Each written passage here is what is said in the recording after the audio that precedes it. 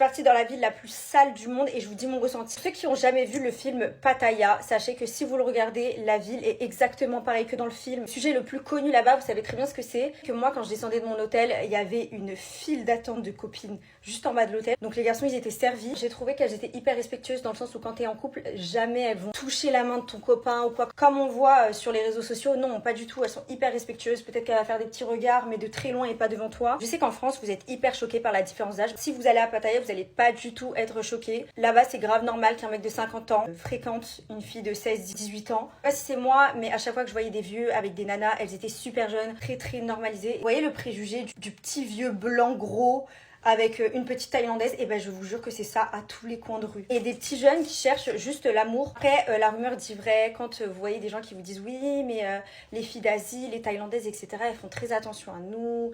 Elles s'occupent très bien de vous. Donc en fait, il y a même des touristes de mon âge qui y vont pour trouver ce genre de nana. Dans mon bateau, pour vous dire, il y avait 2 touristes qui étaient venus avec 2 Thaïlandaises. Donc je pense qu'ils les ont rencontrées là-bas. Ça me faisait trop de la peine parce qu'en fait, les Thaïlandaises, elles avaient rien à foutre. Mais en fait, je pense qu'à partir du moment où tu montres que tu as un peu d'argent, tu leur sors un peu de cette zone de confort. Ils vont te voir plusieurs fois. Concerne la ville, je comprends vraiment pas comment on peut aller en vacances là-bas. Les filles, il y a les boîtes de nuit là-bas. Donc tu vas en groupe de potes, c'est One Life.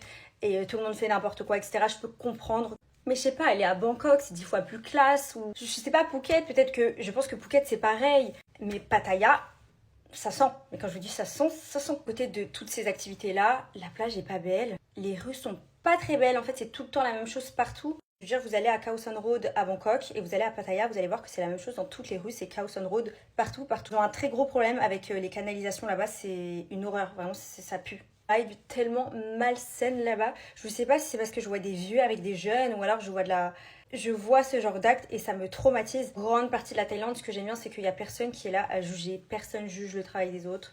Totalement normalisé. Je sais pas après ce qu'eux ils en pensent sur le métier en question, mais en tout cas je vois pas de mauvais regards ou alors je vois rien de tout ça là-bas. Donc si c'était à refaire, je le referais pas. C'est aller dans une île qui est dans le sud de la Thaïlande, donc je suis passée par Pattaya, je me suis arrêtée. Ça vaut pas le coup, je suis désolée. Genre vraiment J'ai aussi bien aimé à Pattaya, pardon, c'est leur énorme centre commercial et le fait qu'ils ont beaucoup de restaurants. Des tas et des tas de fast-food, de restaurants, il y a de tous les goûts. Tu peux manger italien, français, thaïlandais, japonais. Bisous!